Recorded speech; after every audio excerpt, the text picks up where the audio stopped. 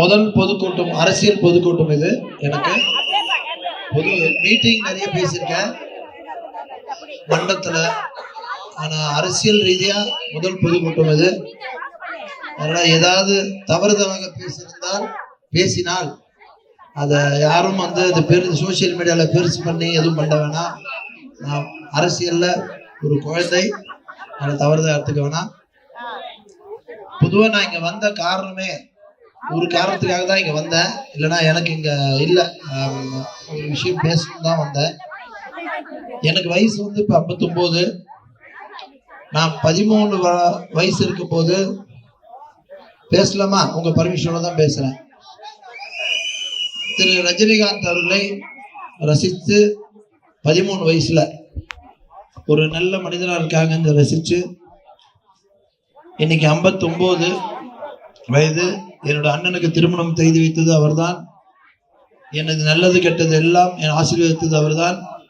இன்னைக்கு நான் ஒரு மனுஷனா, ஒரு நேர்மையுள்ள மனுஷனா, கரப்ஷன் இல்லாத ஒரு மனுஷனா, இப்படிதான் வாழணும், எப்படி வாழணும்ன்றத என் குருநாதர் அவர்கள் நிறைய கத்துக்கிட்டேன். நான்லாம் ஒரு கல்யாணத்துக்கு போனா ஒரு 10 கார் 20 கார்ல போனாதான் வாழ்க்கைன்னு நினைச்சுக்கிட்டு சாவுக்கும் கல்யாணத்துக்கும் போயிட்டு இருந்தவன் நானு. அங்க இறங்கி 4 பேர் நம்மளை பாக்குறாங்களா அப்படின்றது ஒரு பார்வை, திருட்டு பார்வையை பார்த்து அது ஒரு ரசனையா அதெல்லாம் பண்ணிட்டு இருக்கும்போது, ஒரு நாள் கலைவாணர் அரங்குல எங்க ரஜினி சார் ஒரு இண்டிவிஜுவலா ஒரு பேக் எடுத்துக்கிட்டு பொக்கே எடுத்துக்கிட்டு வந்ததை பார்த்த உடனே, இவர் பின்னாடி 1 லட்சம் பேர் போலாம், அப்படி இருக்கும்போது நான் என்னடா ஒண்ணுமே எல்லாம் 10 கார்ல ஒரு 50 பேரோட போய் அப்படின்னு நினைச்சு 25 வருடமாக நான் தனியாகத்தான் திருமணத்திற்கும் எந்த கெட்ட நிகழ்ச்சி எது இருந்தாலும் நான் தனியாக தான் போக ஆரம்பிச்சேன். அப்படி அவரை பார்த்து கற்றுக்குன்னு இருக்கும்போது எனக்கு அவர் அரசியல் வரவில்லை.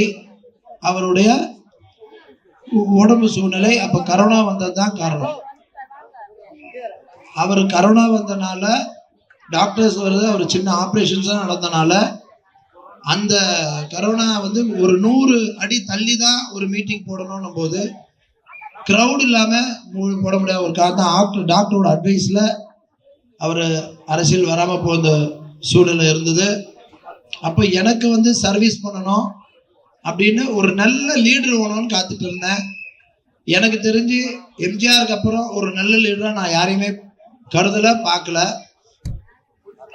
அது என்னுடைய நம்பிக்கை, அதாவது யாரும் இருக்கிறது என்னுடைய நினைப்பு, நான் அனலைஸ் பண்ணதுல தெரிஞ்சது.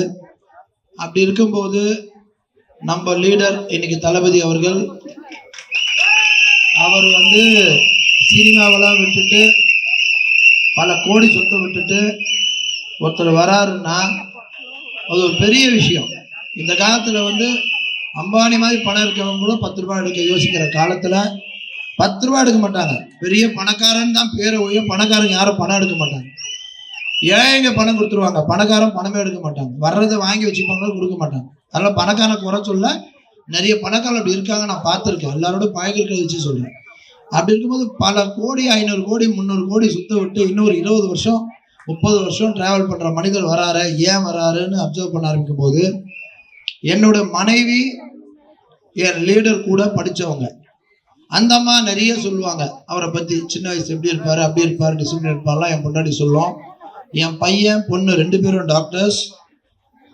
முக்கியமான விஷயம் சொல்லணும், ஒரு நிமிஷம் எக்ஸ்ட்ரா மன்னிச்சிருங்க. ஏன்னா இது 45 வருஷம் அவர் கூட இருந்து வந்த விஷயம், அதனால சொன்னா புரியும். அதனால என் பையன் எல்லாம் டாக்டர்ஸ் இருந்தாங்க. எதனால இதை சொல்றேன்னா, முதல்ல நான் உண்மை பேசுறேன்றது உங்களுக்கு தெரியணும்ன்றதுக்காக சொல்றேன். மேடை ஏறிட்டோம் பொய் பேசணுன்றதுதான் மேடை. இவ்வளவு நாள் பொதுக்கூட்டத்தில் நீங்க பேசுறதெல்லாம் பொய், உங்களுக்காக பேசுறது, உங்களை ஏமாத்துறதுக்காக பேசுறது. நான் அந்த பேச நான் இங்க வரல, நடந்ததை சொல்லணும்ன்றதுக்காக சொல்றேன். இங்கேயும் நிறைய பேர் வச்சிருப்பீங்க. அப்ப அவங்கெல்லாம் லீடர் கூட படிச்சு எங்க நண்பர்கள், அண்ணன் பையன் பொண்ணுலாம் என்ன சொல்லும் போது, ஏன் இவர் வராற, இவர் பின்னாடி நம்ம ஏன் போகக்கூடாதுன்னு சொல்லி யோசிச்சுட்டு ஒரு 15 நாள் முன்னாடி அவரை பார்க்க சென்று இருந்தேன். அதுக்கு முன்னாடி நம்ம ஆதவர்ஜுன் சார் எனக்கு ஒரு 12-13 வருஷமா தெரியும், பேஸ்கெட்பால் அசோசியேஷன்ல. அவர் பேஸ்கெட்பால் பிளேயரா ஒரு ஏழ்மையான குடும்பத்திலிருந்து ஒண்ணுமே இல்லாம வந்தவர். அது அவரு நான் பேசலாமா என்னன்னு தெரியல. அது ஒரு காழ்ப்புணர்ச்சி ஆயிடக்கூடாது. அப்பா அம்மா இல்லாம ஒரு ஏழை குடும்பத்துல எஸ்டிஏ பேஸ்கெட்பால் கோச் வாசல்ல இருந்து எனக்கு உள்ள சான்ஸ் கிடைக்காத ஆடுறதுக்கு இருந்த ஒரு மனிதர். வாய்ப்புள்ள நீங்களாம் இதெல்லாம் எடுத்துக்கணும். வாழ்க்கையில ஒண்ணும் இல்லை, அப்பா அம்மா நினைக்காதீங்க, இண்டிவிஜுவல் நினைச்சா முடியுன்றது. ஒரே ஒரு உதாரணம் ஆதவர்ஜுன். அப்படி வந்து இப்போ நம்ம லீடர் வந்தது 2 வருஷமா தான், 3 வருஷமா அரசியல் வந்திருக்காரு. மக்கள் நலன் தான் இருந்தார். அப்போ ஆதவ் சார் எங்களை பேசும்போதெல்லாம், நான் இப்போ ரஜினி மன்ற மாவட்ட செயலராக இருக்கும்போது தலைவரை பத்தி எப்பயுமே எங்களை புகழ்ந்து பேசி, நான் தலைவருக்காக நலத்திட்டங்கள் செய்யும் போது நிறைய பணமும் கொடுத்து, அண்ணா ஏழைங்களை நல்லா இருக்க வேணா, ஏழைங்களுக்கு கொடுங்கண்ணே, புடவை வாங்கி கொடுங்கண்ணே அப்படின்னு 5000 புடவைகள், ஸ்கூல் பேகு பசங்களுக்குன்னு வாங்கி கொடுத்து எங்க ரஜினி சார் மன்றம் நடத்தும் போது அவரும் ஒரு என் கூட இருந்து சாருக்காக பண்ணவர் தான் ஆதவர்ஜுன். அப்படி பண்ற மனிதர், எங்களை அவ்வளவு பெருமையா பேசுற மனிதர். இப்போ ஒரு இஷ்யூ வந்து அன்னைக்கு போராட்டத்துல அவர் பேசுறதா பெரிய சர்ச்சைகள் இருக்கு. அந்த சர்ச்சைகள் வந்து நான் அங்க இருந்தேன். அவர் கண்டிப்பா தவறுதலா பேசியிருந்தா அதே மேடையில ஏறி எனக்கு அது புரிய வைங்க, ஏன் இப்படி பேசின்னு கேட்டிருக்க தைரியம் எனக்கு இருக்கு, கேட்டிருப்பேன். ஆனா அவர் இன்டென்ஷனா பேசலன்ற ஒரு காரணத்தால நேரா பார்க்கறதுக்கும் பேப்பர்ல படிக்கிறதுக்கும் வித்தியாசம் இருக்கு. ஒரு பேப்பர்ல படிக்கும் போது நம்ம மைண்ட் வேற மாதிரி சொல்லும், நேர்ல பார்க்கறது அது உண்மை தெரியும். நான் தான் நன்மையா இருந்தேன். 45 வருஷமா ரஜினி சார் கூட இருந்தவன் எப்படி விட்டு கொடுத்துருவான்? நான் இன்னைக்கு லீடரோட வந்தனால என் ஒய்ஃபை நாளைக்கு திட்டா விட்டுருவேனா, என் பையனை திட்டா விட்டுருவேனா, என் நண்பனை திட்டா விட்டுருவேனா? அது மாதிரி 45 வருஷம் அவர் கூட இருந்தவன் நான் எப்படி உணர்வு இல்லாம இருக்குமா ஒரு 10 நாள்ல? அப்போ அவர் இன்டென்ஷனோட பேசலன்றதை தெரிஞ்சுக்கிட்டேன். அவருக்கு ஒரே ஒரு இது, அன்னைக்கு நடந்தது போராட்டத்தை பத்தி. அந்த போராட்டத்துல திமுகவை இது பண்ணி பேசும்போது அவர் உணர்ச்சி பூர்வமா இந்த சொசைட்டியை மாற்ற முடியாத இயக்கத்தில் இருக்கவங்க வார்த்தை தவறி வரலாம். அப்படி வந்ததா தான் நான் கருதுறேன். அது மாதிரி ஒன்றும் இன்டென்ஷனே பேசல. அதனால எனக்கு என் ரசிகர்கள், நான் இவ்வளவு 45 வருஷம் இருந்தனால முந்தா நேத்து என் ரசிகர் மன்ற மாவட்ட செயலாளரை நேத்து ரிசைன் பண்ணிட்டேன். ஏன்னா ஒரு இதுல இருக்கும்போது இருக்கக்கூடாது, ரிசைன் பண்ணிட்டேன். ஆனா ஒரு அற்புதமான மனிதர் ரஜினி சார், அதுல எந்த மாற்றமும் யார் சொன்னாலும் நான் ஏற்றுக்க மாட்டேன். அவர் பயந்தாங்கோலி கிடையாது, போராட்ட குணமுடையவர். இல்லைன்னா அன்னைக்கெல்லாம் நிறைய பேர் எழுத்து குரல் கொடுத்த மனிதர். அவரெல்லாம் போராட்ட குணமுடைய மனிதர். அப்படிப்பட்ட தைரியசாலாம் நீங்க பார்க்கவே முடியாது. அதனால என் பழகின இதுல 45 வருஷம் பழகிருக்கின்ற உரிமையில அவரை பத்தி நான் சொல்றேன்.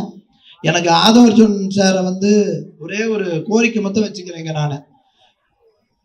நான் கூட இருந்தேன், எனக்கு தெரியும் உங்களுக்கு இன்டென்ஷன் இல்லைன்னு தெரியும். ஆனா பப்ளிக்கா எனக்கு நீங்க எந்த எண்ணத்துல பேசுறீங்க அப்படின்றது எனக்கு தெரிஞ்சுக்கணும்னு ஆசைப்படுறேன். நான் ரசிகரா இவ்வளவு வருஷம் பழகிருக்கேன். 45 வருஷம் குடும்பமா தமிழ்நாடு மொத்தம் பழகிருக்கேன். ஆனா உலகத்துல இருக்க எல்லா ரஜினி ரசிகர்களுக்கும் ஒன்னே ஒண்ணு சொல்றேன், ரஜினி சாரை பத்தி யாராவது இதுல எது பேசினாலும் உங்க சார்பா நான் கேள்வி கேட்பேன். உங்க சார்பா ஏன் பேசுங்கன்றது புரிய வைங்கன்னு கேட்பேன். அதனால உலகத்தில் இருக்க எல்லா ரசிகருக்கும் சொல்றேன், உங்க சார்பா நான் டிவி கேல இருக்கிறேன்றத புரிஞ்சுக்கிட்டு எந்த மேற்கொண்டு எதுவும் இல்லாம புரிஞ்சுக்கணும்னு நினைக்கிறேன். நான் விட மாட்டேன். அதே மாதிரி எனக்கு இன்னைக்கு ஆதவர்ஜுன் சார் உங்களதான் எனக்காக அது எங்க ரசிகர்கள் ரொம்ப வருத்தப்படுறாங்க, நீ ஏதோ தப்பா பேசுற மாதிரி. அது மறந்து போச்சு, சாரி சார். அதான் முதல் மேடை, மன்னிச்சிருங்க, பொதுக்கூட்ட மேடை, அரசியல் மேடை.